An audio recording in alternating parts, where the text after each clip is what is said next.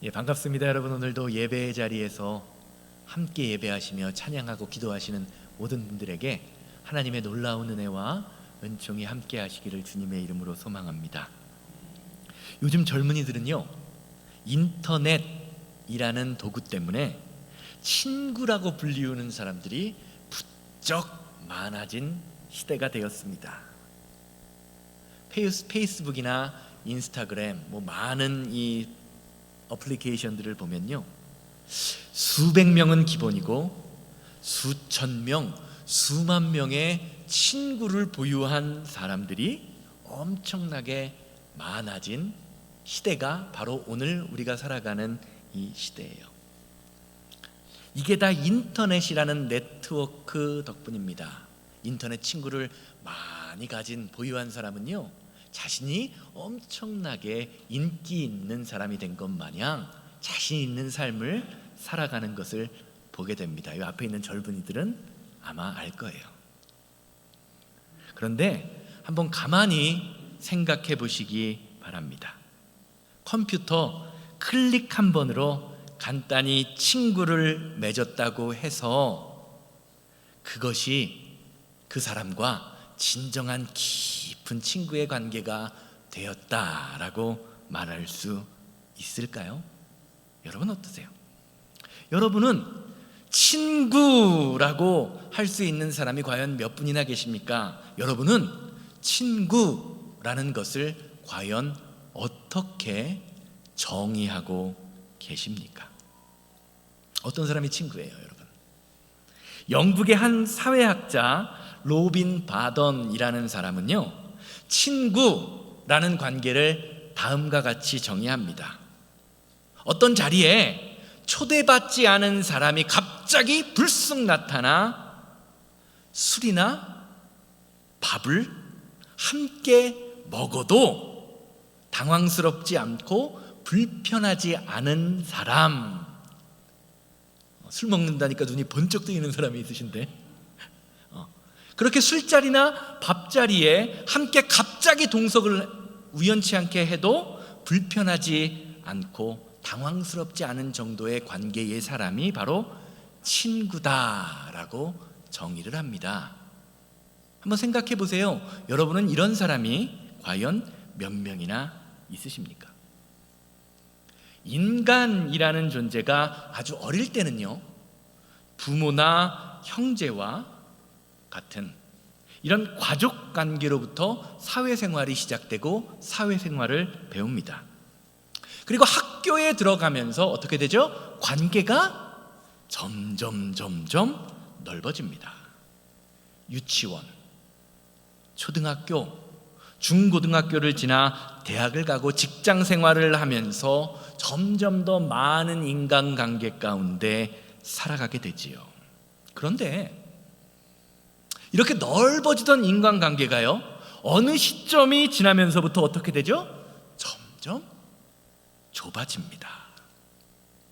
대부분 나이 드신 분들이 공통적으로 하시는 말씀이 있습니다. 무슨 말이냐면요, 목사님, 나이가 들수록 진짜 친구를 사귀기가 어때요? 쉬워요, 어려워요? 어려워요, 목사님. 옛날에는 친구 사귀기가 참 쉬웠는데 나이가 들면 들수록 진짜 친구를 만나기가 어려운 것 같아요. 이런 말씀을 자주 하세요. 어떠세요? 여러분, 이 말이 사실처럼 느껴지십니까? 그런데 이 말을요, 가만히 살펴보면요, 이런 뜻이 담겨 있는 거예요. 다른 사람이 나에게 마음을 잘 주지 못하는 것처럼 나도 나이가 들매 따라 어떻다는 거예요? 그 사람에게 마음 주는 것이 어떻다? 쉽지 않다라는 말이죠. 그렇죠? 아닌가요?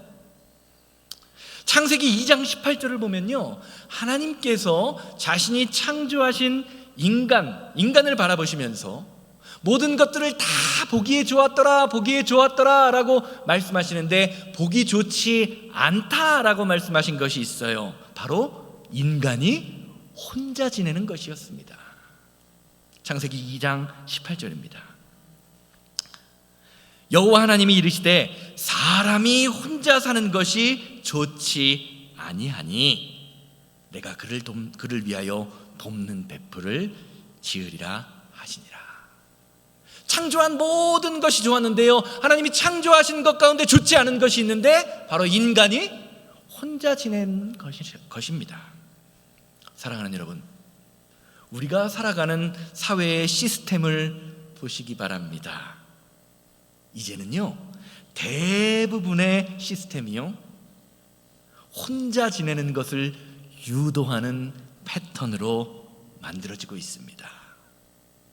오늘을 살아가는 사람들은요, 특정한 취미나 재능이 없어도 하루 종일 어때요? 심심하지 않게 지낼 수 있는 시대가 되었습니다. 뭐 때문에 그래요? 이거 하나만 있으면요, 심심하지 않아요. 혼자서도 아주 잘 지냅니다. 혼자서도 잘 놀아요. 그런데 이 유튜브가요, 알고리즘이라는 방식을 사용해서요, 어떻습니까? 우리의 생각을 조장하고 마음을 조장하고 다른 사람에 대한 편견을 만들어버립니다. 그러다 보니 어때요? 점점 더 나와 생각이 다른 사람과는 대화하기 힘든 시대가 되어버렸습니다. 소통불능의 상태로 만들고 있어요. 그러다 보니까 생각이 다른 사람과 한 번, 두 번 대화하다가 대화가 안 통하는 것 같으면 어때요? 마음의 장벽을 스스로 닫아버립니다. 그리고는 속으로 생각하죠. 저 인간은 안 돼. 저 사람은 원래 그래. 저 사람은 꼰대 사상을 가지고 있어. 한번 생각해 보세요. 저 사람이 원래 그런 겁니까? 저 사람은 원래 안 되는 사람입니까? 혹시 내 마음의 장벽이 닫혀버린 것은 아닙니까? 에베소서 2장 13절 14절 말씀을 보면 사도 바울은 예수 그리스도의 성품에 대하여 교회에 관하여 다음과 같이 이야기하죠. 이제는 전에 멀리 있던 너희가 그리스도 예수 안에서 그리스도의 피로 어떻게 됐다? 가까워졌느니라. 그는 우리의 화평이신지라 둘로 하나를 만드사 원수된 것 곧 중간에 막힌 담을 자기의 육체로 허셨다. 사랑하는 여러분, 신앙생활은 우리가 가지고 있는 생각의 벽, 경험의 벽, 편견의 벽을 예수 그리스도의 이름으로 어떻게 하는 거예요? 무너뜨리는 것입니다. 우리 교회 안에서 예수 그리스도 때문에 가까워짐이 생기고 하나 되는 일들이 일어나야 한다는 겁니다. 이게 하나님이 기뻐하시는 교회의 모습이에요. 그냥 매번 사람과 대화할 때마다 내가 가진 고집만 주장하고 대화하면 할수록 오해만 쌓여가고 상처만 쌓여가고 마음의 답답함만 늘어난다면 그 모습 속에서는 하나님이 기뻐하시는 믿음의 능력이 일어날 수 없다라는 거예요. 옆 사람 한번 보세요. 마음이 시원하십니까? 아니면 답답하십니까? 그냥 얼굴만 봐도 마음이 답답한 게 아니라 뻥 뚫리는 역사가 우리 안에 있어야 돼요. 이게 교회라는 겁니다. 오늘 우리가 읽은 사도행전 10장 말씀도요, 이런 오해와 편견을 깨트리는 역사를 보여주고 있어요. 사도행전은요, 사도들이 행한 일을 기록한 책이라는 제목이에요. 이 책의 제목처럼 사도들을 통해서 예수님의 십자가 복음이 세상에 전해지는 과정을 기록하고 있는 책입니다. 그리고 그 중심에는 예수님의 지상명령, 영어로는 Great Commission이라고 불리우는 사도행전 1장 8절 말씀이 그 중심이 됩니다. 사도행전 1장 8절이에요. 오직 성령이 너희에게 임하시면 너희가 권능을 받고, 여기서부터 다 같이 읽습니다. 예루살렘과 온 유다와 유대와 사마리아와 땅 끝까지 이르러 내 증인이 되리라 하시니라. 아멘. 성도는 뭐라고요? 예수 그리스도의 증인이라는 것입니다.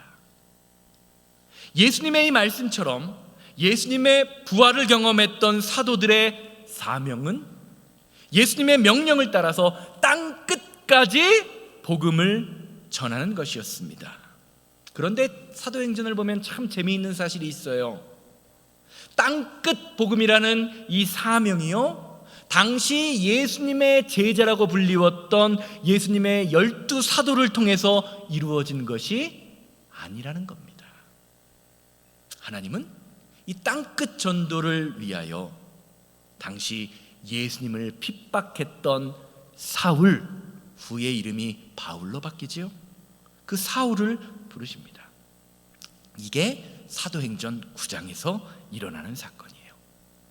그리고 오늘 말씀인 10장으로 넘어오면 고넬료라고 불리우는 이방인이 초대교회의 성도로 인정받고 세례를 받는 사건이 일어납니다. 고넬료가 성도로 인정받는 이 사건, 사도행전 10장이 교회사에서 아주 중요한 이유는요, 앞으로 사도 바울이 이방인을 위한 사역자가 되는 아주 중요한 근거가 되는 사건의 출발점이기 때문입니다. 그런데 가만히 말씀을 살펴보면요, 오늘 우리가 살펴볼 고넬료가 예수님을 영접하고 또 세례를 받는 이 사건은요, 그냥 일어날 수 있었던 사건이 아닙니다. 당시 초대교회 중심 멤버 천주교회에서는 일대 교황이라고 불리우는 베드로가, 그리고 다른 유대인 사도들이 가졌던 이방인에 대한 편견과 오해를 극복하고 그들이 가졌던 외적인 모습이나 관습을 수용하면서 한 형제로 인정했다는 것이 아주 중요한 거예요. 그리고 이것은요, 오늘날을 살아가는 저와 여러분들에게 우리가 믿지 않는 사람들을 어떻게 바라보고 또 믿는 사람들 가운데 편견을 가진, 나와 생각이 다른 사람을 어떻게 대하여야 하는지에 대한 바른 시선을 제시하는 말씀이라고 할 수 있어요. 그런 사건이라는 겁니다. 이런 배경을 가지고요, 오늘 말씀을 한번 살펴보기를 원합니다. 원래는 9장에서 10장을 다 읽어야 되는데요, 요약해서 한번 살펴볼게요. 먼저 사도행전 10장 1절에서 2절 말씀 보시기를 바라요. 가이사랴에 고넬료라 하는 사람이 있으니, 이탈리아예요. 이탈리아의 백부장이라 하는 군대의 백부장이라. 그가 경건하여 온 집안과 더불어 하나님을 경외하며 백성을 많이 구제하고 하나님께 항상 기도하였다. 성경은요, 로마의 백부장이었던 고넬료라는 사람에 대하여 다음과 같이 설명하죠. 그는 경건하고 하나님을 경외하며 백성을 많이 구제하고 항상 기도하는 사람이었다. 말씀을 통해서 나타나는 고넬료의 모습은요, 신앙인으로서 참 본받을 만한 모습입니다. 저는 이 새생명교회 담임 목사로서 오늘 예배하시는 모든 분들이 이 고넬료처럼 경건하고 하나님을 경외하며 백성을 많이 구제하고 항상 기도하는 이 성도님들이 많이 우리 가운데 나타나기를 주님의 이름으로 소망하고 기도합니다. 아멘이죠? 아멘 하시는 분만 그렇게 될 줄로 믿습니다. 그래도 안 하시는 분들이 있네요. 그렇게 되기 싫으세요? 어떠세요? 그런데요, 오늘 고넬료의 모습을 잘 보세요. 성경이 묘사하는 고넬료의 모습 가운데 아주 재미있는 점이 한 가지 있어요. 그것은요, 고넬료의 과거의 모습, 그가 어떻게 하나님을 알고 믿고 섬기는 믿음의 사람이 되었는지에 대한 과거의 모습이 묘사되지 않는다라는 거예요. 일반적으로 우리는 어떻습니까? 다른 사람과의 관계에 맺을 때 우리 교회에 새로운 성도 한 사람만 와도요, 어떻습니까? 상대방의 현재 오늘날의 모습을 바라보기보다 과거에 어떤 사람이었는지에 대하여 더 많은 관심을 가집니다. 한국 사람들 처음 만나면 물어보는 게 있어요. 어디 출신인지, 나이가 몇 살인지, 어디에 살았는지, 뭐 이런 것들, 지금까지 어떻게 살아왔는지, 자녀가 몇 명인지, 과거의 모습에 관심을 가져요. 그러다가 내 주변에 있는 사람이 새로운 사람과 친해지려고 하면 슬그머니 다가가서 긴 말을 대고 이렇게 이야기합니다. 집사님, 권사님, 그 사람 원래 이런 사람이래. 다른 교회에서 이렇게 사고치고 왔대. 무슨 말입니까? 저 사람 조심하라는 말이죠. 왜 우리에게 이런 소리가 들릴까요? 그 사람의 과거에 집중하기 때문입니다. 그러다 보니까요, 한 사람의 과거가, 내가 알고 있는 그 과거가요, 오늘의 관계를 망쳐버립니다. 이런 모습 때문에 아주 고생했던 사람이 누구예요? 바로 사도 바울이죠. 사도 바울에게는요, 늘 그를 대적하던 사람들이 있었습니다. 그들은 사도 바울에 관하여 항상 이렇게 말합니다. 사도 바울의 과거에 집착합니다. 그리하여 사도 바울은 복음을 핍박하던 사람이다. 예전에 많은 사람을 죽였다, 핍박했다. 그는 예수님을 만난 적도 없는 사람이다. 그런데 스스로 사도라고 거짓말하고 다니는 거짓말장이다 라고 사도 바울을 비난하고 부정하죠. 결국 그들의 귀에는요, 사도 바울의 과거에 집착함으로 말미암아 사도 바울이 전하는 그 진실한 참된 복음이 귀에 들리지 않았습니다. 히브리서 10장 16절 17절 보면 죄된 인간의 속성, 과거의 모습에 관하여 성경은 다음과 같이 증거하죠. 히브리서 10장 16절 17절입니다. 주께서 이르시되 그날 후로는 그들과 맺을 언약이 이것이라 하시고 내 법을 그들의 마음에 두고 그들의 생각에 기록하리라 하신 후에 또 그들의 죄와 그들의 불법을 내가 다시 기억하지 아니하리라 하셨으니. 어떻게 하셨다고요? 그들의 죄와 그들의 불법을 다시는 기억하지 않겠다라고 약속하신 것이 하나님의 약속의 말씀이에요. 사랑하는 여러분, 성도는 예수 그리스도의 십자가의 보혈로 어떻게 된 사람입니까? 변화된 사람입니다. 믿으십니까? 여러분 변화되셨죠? 자신감이 없으시네. 여러분 변화되셨죠? 이제는 나를 향한 과거, 그리고 다른 사람을 향한 습관, 죄된 모습이 다 사라지셨습니까? 이게 있어야 돼요. 왜 많은 사람들이 예수님이 기억하지 않겠다고 약속하신 것을 기억하면서 붙들고 살아갈까요? 사랑하는 여러분, 믿음이라는 것은요, 끊을 것은 끊고 잊을 것은 잊는 것입니다. 그게 믿음이에요. 과거를 정리하지 못하면요, 믿음으로 오늘날 신앙인으로 온전히 살아가는 것을 망치게 됩니다. 오늘 본문 말씀이 이것을 증거하는 거예요. 5절에서 6절입니다. 10장 5절에서 6절 사도행전. 내가 지금 사람들을 요빠에 보내어 베드로라 하는 사람을 청하라. 그는 무두장이라는 말은 무슨 말이냐면요, 가죽을 만지는, 가죽을 고치는 시몬의 집에 유숙하니 그 집은 해변에 있다 하더라. 하나님께서 이방인의 틈 속에서 혼자 외롭게 믿음을 지키던 고넬료에게 당시 교회의 지도자였던 베드로를 불러 그의 믿음을 확증받고 성도의 일원으로 세례를 받으라고 말씀하시는 거예요. 이 말씀을 듣고 고넬료는요, 경건한 부하 1명과 하인 2명을 불러서 즉시 요빠로 보냅니다. 자, 그러면 이때에 이런 상황 가운데 초대교회와 베드로에게는 어떤 일이 일어났을까요? 사도행전 9장 말씀을 보면요, 아까 말씀드렸던 사울이 다메섹 도상으로 예수 믿던 사람들을 핍박하기 위하여, 잡아 죽이기 위하여 다메섹으로 가던 중에 부활하신 예수님을 만나고 예수님을 믿게 됩니다.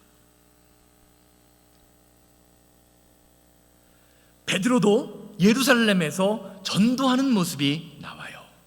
그리고 성경은요, 바울이 사역했던 결과를 다음과 같이 증거합니다. 베드로와 바울의 사역의 결과를 사도행전 9장 31절의 말씀처럼 증거합니다. 그리하여 온 유대와 갈릴리아와 사마리아 교회가 평안히 든든히 서가고 주를 경외함과 성령의 위로로 진행하여 수가 더 많아지니라. 자, 그리고 아까 읽었던 사도행전 8절 말씀과 이 말씀을 비교해서 보세요. 오직 성령이 너에게 임하시면 너희가 권능을 받고 예루살렘과 온 유다와 사마리아와 땅끝까지 이르러 증인이 되리라 하시니라. 이 사도행전 9장 31절과 사도행전 1장 8절 말씀을 두 개를 비교해 보면요, 사도들이 예수님의 증인이 되어서 아직 복음을 증거하지 못한 것이 있어요. 어디예요? 바로 땅끝입니다. 땅끝. 복음이 온 유대와 예루살렘과 사마리아까지는 전해지고 있지만 이방인을 비롯한 땅끝까지는 아직 전해지고 있지 못합니다. 이게 사도 바울 9장까지의 상황입니다. 이때 베드로는요, 9장 32절의 말씀처럼 사방을 두루 돌아다니다가요, 동물 가죽을 손질하는 무두장이 시몬의 집에 머무르게 되는 거예요. 사도행전 9장 43절 말씀입니다. 9장 43절이에요. 베드로가 욥바에 여러 날 있어 시몬이라 하는 무두장이 집에서 머무르니라. 자, 여러분, 욥바 하면 어디가 생각나세요? 욥바 하면요, 뭐가 생각나야 되냐면 요나가 생각나야 돼요. 요나서 1장 3절입니다. 그러나 요나가 여호와의 얼굴을 피하려고 다시스, 지금의 스페인이거든요, 스페인으로 도망하러 하여 욥바로 내려갔더니 마침 다시스로 가는 배를 만난지라 여호와의 얼굴을 피하여 그들과 함께 다시스로 가려고 백사스를 주고 배에 올랐더라. 욥바라고 하는 곳은요, 요나가 니느웨로 가서 복음을 전하라 라는 그 하나님의 명령을 무시하고 스페인으로 도망가기 위해 배를 탔던 항구 도시예요. 자, 그러면 여기서 생각할 것이 하나 있죠. 왜 베드로가 욥바에 갔을까요? 성경이 말하고 있지는 않지만 베드로가 지금 욥바에 있는 이유는요, 욥바에서 배를 타고 당시 땅끝이라고 생각했던 이탈리아로, 로마로 가기 위해서입니다. 그런데 성경을 보면요, 그렇게 성격이 급한 베드로가 욥바에 도착했음에도 불구하고 아직 배를 타지 못하고 있습니다. 왜 그럴까요? 이유가 한 가지 있어요. 베드로가 로마로 간다는 것은요, 가기 전부터 이미 자신이 부정하다라고 생각하는 이방인들을 의지적으로 만나는 사건이기 때문입니다. 이렇게 자신 안에 있는 편견 때문에 복음을 전하지 못하고 예수님의 땅끝까지 가서 복음을 전하라는 그 말씀을 지키지 못하고, 아까 읽었던 사도행전 9장 43절 말씀처럼 베드로가 욥바에 여러 날 동안 머물러 있는 것입니다. 이렇게 하나님의 말씀을 전하지 못하고 욥바에 있던 베드로에게 하나님께서 오늘 본문 말씀에 환상을 주시는 거예요. 10절에서 16절 말씀 다시 보시기를 바라요. 이 생각을 가지고 한번 읽어보세요. 그가 시장하여 먹고자 하매 사람들이 준비할 때에 황홀한 중에 하늘이 열리며 한 그릇이 내려오는 것을 보니 큰 보자기 같고 내 길을 땅에 메어 들이었더라. 그 안에는 땅에 있는 각종 네 발 가진 짐승과 기는 것과 공중에 나는 것들이 있더라. 또 소리가 있어 소리가 있으되 베드로야 일어나 잡아먹으라 하거늘 베드로가 이르되 주여 그럴 수 없나이다. 속되고 깨끗하지 아니한 것을 내가 결코 먹지 아니하였나이다 한데 또 두 번째 소리가 있어 하나님께서 깨끗하게 하신 것을 내가 속되다 하지 말라 하더라. 이런 일이 3번 있은 후 곧 그릇이 하늘로 올려져 가니라. 아멘. 주보 앞면을 보시거나 앞에 있는 사진을 보시면, 그림을 보시면 똑같은 그림이 있는데요, 베드로의 그 환상, 베드로가 본 환상을 아주 잘 묘사한 것 같아서 그림 하나를 제가 보여드립니다. 환상 가운데 봤는데요, 그 안에 당시 이스라엘 백성들이 먹지 못했던 부정하고 불결한 모든 것들이, 음식들이 담겨 있는데 하나님이 그것을 어떻게 하라는 거예요? 먹어라. 베드로는요, 이런 환상을 한 번도 아니고 3번이나 경험합니다. 그리고 이 환상이 무엇인가 의아해하던 차에 그때에 고넬료가 보낸 종들이 베드로를 만나러 오는 거예요. 사실 베드로의 입장에서는요, 가죽을 손질하는 무두장이의 집에 머물러 있는 것도요, 베드로의 입장에서는요, 유대인으로서 엄청난 용기를 가지지 않으면 할 수 없었던 일입니다. 모세오경을 보면요, 특별히 레위기, 민수기, 신명기를 보면요, 유대인들은 동물의 죽은 시체를 만지는 것을 부정하다라고 여깁니다.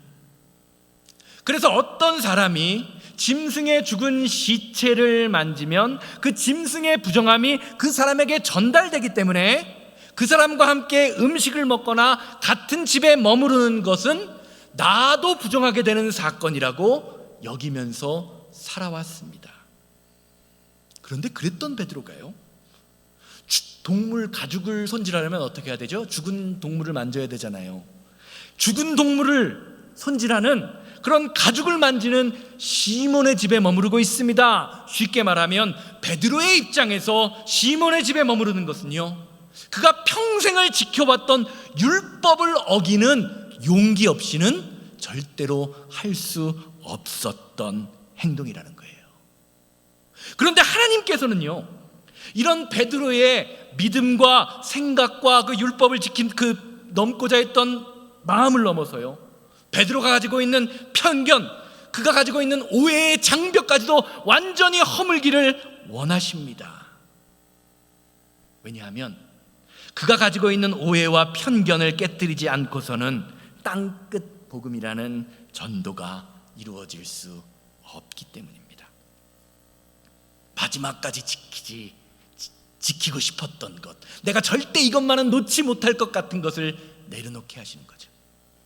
사랑하는 여러분, 신앙생활을 하다 보면요, 절대로 포기할 수 없는 것 같은, 없을 것 같은 그런 나의 신념, 나의 편견이 나타날 때가 있습니다. 어떤 분에게는 그것이 사람으로 나타납니다. 어떤 분에게는 그것이 물질로 나타납니다. 또 어떤 분에게는 그것이 관계로 나타납니다. 어떤 분에게는 그것이 자존심으로 나타납니다. 하나님, 이건 절대로 안 돼요. 내가 다른 건 다 포기해도 이것만은 안 됩니다. 내가 다른 것 다 해도 저 사람만은 용서할 수 없습니다. 다른 것 다 해도요, 내 자녀만은 포기 못합니다. 내 건강만은 포기 못합니다. 내 물질만은 포기 못합니다. 하나님께서는요, 이렇게 고집 피우는 저와 여러분들을 향해 오늘 말씀처럼 선포하시는 거예요. 하나님께서 깨끗하게 하신 것을 내가 속되다고 말하지 말아라. 이 음성이 들리기를 원합니다. 사랑하는 여러분, 신앙생활은요, 깨끗게 하시는 하나님을 믿고 인정하고 따르는 것입니다. 내가 예수 그리스도의 십자가의 보혈의 은혜로 깨끗해진 것처럼 나를 힘들게 하는 저 영혼도 주님께서 깨끗게 하셨음을, 또 내가 부정할 수밖에 없는 그 상황도 하나님의 은혜로 이미 변화시켜 주셨음을, 아니 변화시킬 것임을 믿는 것이 신앙생활입니다. 이것을 믿음으로 볼 수 있어야 돼요. 그리고 그 변화의 주체는 다름이 아니라 바로 나로부터 시작됩니다. 가만히 한번 생각해 보세요. 이거는 절대로 안 된다, 이것은 절대로 포기할 수 없다라는 그 편견이 무엇 때문입니까? 사실 이런 편견은요, 내가 살면서 경험한 몇 가지 사건, 내가 살면서 경험한 몇 가지 상황으로부터 시작됩니다. 어떤 것이 완전한 법칙으로 설명이 되려면요, 예외라는 것이 없어야 돼요. 그렇죠? 1 더하기 1이 진리가 되기 위해서는요, 1 더하기 1이 항상 2가 돼야 됩니다. 1 더하기 1이 3이나 4가 되면 그건 진리가 아니에요. 그런데 한번 생각해 보세요. 우리의 경험, 우리의 편견은 예외 투성입니다. 그러면서 내가 가진 경험, 내가 가진 생각이 진리인 것처럼 확신을 가지고 하나님의 말씀에 귀를 막아버립니다. 하나님의 말씀이 나를 향해 선포될 때 귀를 떨면서, 어떤 사람들 장난할 때, 어릴 때 이런 장난하잖아요. 누가 얘기하면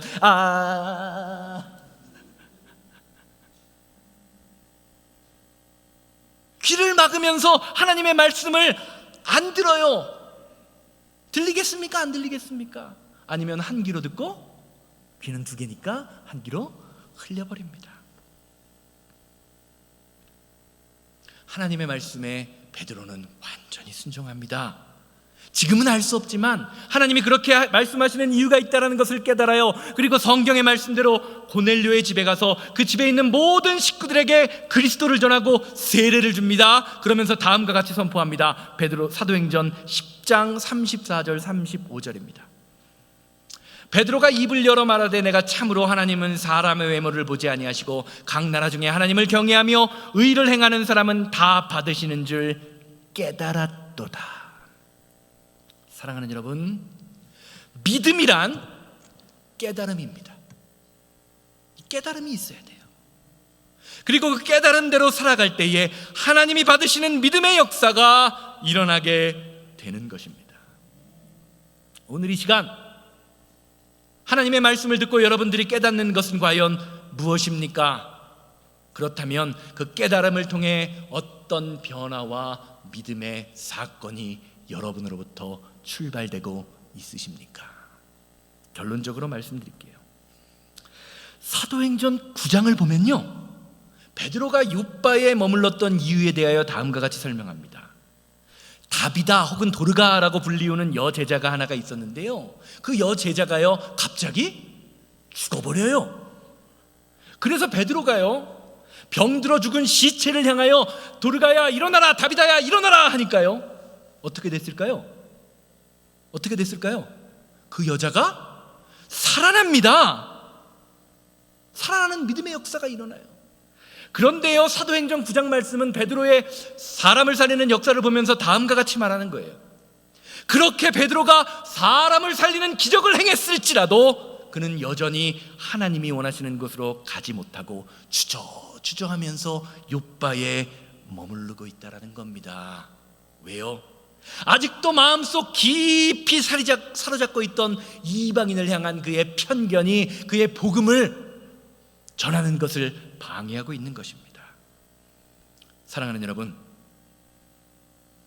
사람을 살리는 능력이 있어도요, 내 삶에 편견이 있으면, 다른 사람을 향한 오해가 있으면요, 하나님의 능력을 발휘할 수 없는 것이 불완전한 저와 여러분들 같은 인간의 모습입니다. 그러나 베드로가 하나님이 주신 환상을 보고 그 말씀에 순종했을 때 그와 함께한 모든 사람이 놀라서 하나님을 찬양하게 된다고 성경이 증거합니다. 사도행전 10장 44절에서 46절 보세요. 베드로가 이 말을 할 때에 성령이 말씀 듣는 모든 사람에게 내려오시니 베드로와 함께 온 할례 받은 신자들이 이방인들에게도 성령 부어주심으로 말미암아 놀라니 이는 방언을 말하며 하나님 높임을 들음이러라. 아멘.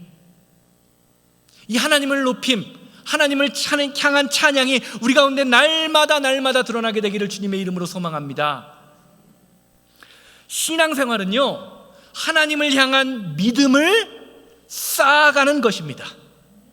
그런데 이런 믿음 싸움과 동시에 끊임없이 내 안에서 깨뜨려져야 하는 것이 있어요. 하나님이 깨뜨려 버리라고 명하시면요, 나의 자아를 깨뜨려야 합니다. 나의 경험을 깨뜨려야 합니다. 나의 고집과 전통도 과감히 깨뜨릴 수 있는 그 힘이 있어야 됩니다. 쌓기만 하면요, 나를 높이는 위험한 신앙이 되는 것입니다. 결국 그것이 바벨탑이 되어서 내 삶에서 하나님의 뜻을 이루는 것을 방해합니다. 오늘 이 시간 내 안에서 차곡차곡 쌓아놓았던 것들을 과감히 하나씩 깨뜨려버리는 귀한 믿음의 역사가 오늘 저와 여러분들의 삶에 일어나게 되기를 주님의 이름으로 소망합니다. 깨뜨릴 때 믿음의 역사가 일어납니다. 깨뜨릴 때 세워지는 것이 있습니다. 깨뜨릴 때 영적 도약이 일어나게 되는 것입니다. 이것이 오늘 이 시간에도 저와 여러분들을 부르셔서 하나님의 말씀을 듣고 우리 안에 있는 것을 깨뜨리기 원하는 하나님의 뜻입니다.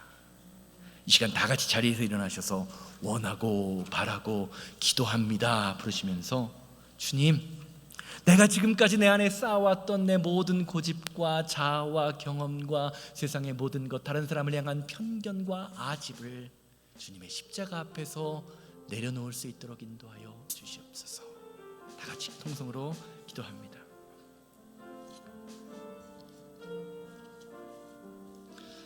이 세상을 살아가는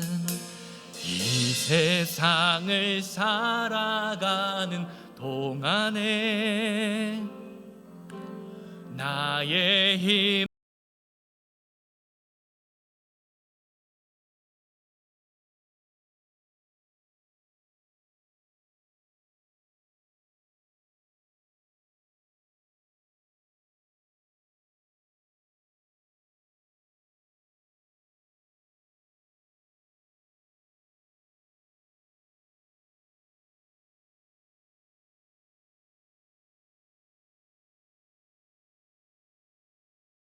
세상에 곧 의지할 수 없으니 감사하고 낙심하지 말 것은 주께서 참 기쁨이 되심이라. 하나님의 꿈이 나의 비전이 되고 예수님의 성품이 나의 인격이 되고 성령님의 권능이 나의 능력이 되길 원하고, 하나님의 꿈이 나의 비전이 되고 하나님의 꿈이 나의 비전이 되고 예수님의 성품이 나의 인격이 되고 성령님의 권능이 나의 능력이 되길 원하고 바라고, 다 같이 주여 한번 외치고 기도합니다. 주여, 자비롭고 거룩하신 하나님, 주님을 바라보며 하나님을 믿는다고 하지만 절대로 포기하지 못하는 것, 하나님, 다른 것 다 돼도 이것만은 안 됩니다. 하나님, 다 돼도 내가 이것만은 용서할 수 없습니다. 내가 붙들고 절대로 포기하지 못했던 그 모든 포기함을 아버지 정말 주님 앞에 내려놓을 수 있는 귀한 믿음의 시간이 될 수 있도록 아버지 하나님 이 시간을 주장하여 주시옵소서.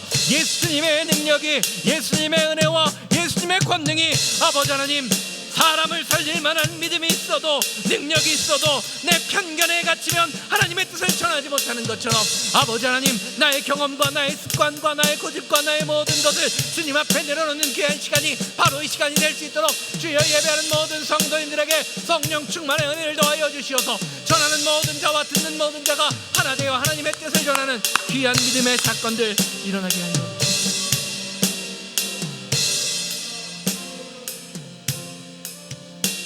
하나님, 하나님을 믿는다고 하면서 여전히 편견에 사로잡혀 살았던 나, 오해와 전통과 습관에 사로잡혔던 우리의 모습을 주님의 십자가 앞에 내려놓습니다. 절대로 안 될 것 같은, 절대로 용서할 수 없을 것 같은, 절대로 포기할 수 없을 것 같은 것을 주님 앞에 내려놓으며 주님의 십자가 앞에 벌거벗은 심정으로 서는 믿음의 삶을 살아가는 그 인생이 오늘 예배하는 모든 성도님들이 되게 하여 주시옵소서. 사람을 살리는 기적의 능력이 있어도 편견에 사로잡히면 그 능력이 나타날 수 없음을 아버지 하나님, 오늘 말씀을 통해서 깨닫게 하여 주시옵소서. 하나님을 향해 믿음을 쌓아가는 것만큼 그런 싸움과 동시에 끊임없이 내 안에서 깨어버리는 것을 깨어버리는 믿음의 역사가 오늘 예배하는 모든 성도님들에게 나타나게 하여 주시옵소서. 이제는 예수 그리스도의 은혜와 아버지 하나님의 거룩하심과 성령님의 감화감동 역사하심이 예배를 마치고 삶의 자리로 돌아가 편견과 오해를 깨뜨려버리며 주님의 말씀을 전함으로 땅끝까지 전도하기 원하는 우리 성도님들의 삶과 가정과 사업장 만나는 모든 사람들 위해 이제로부터 영원토록 함께 있을지어다. 아멘. 아멘.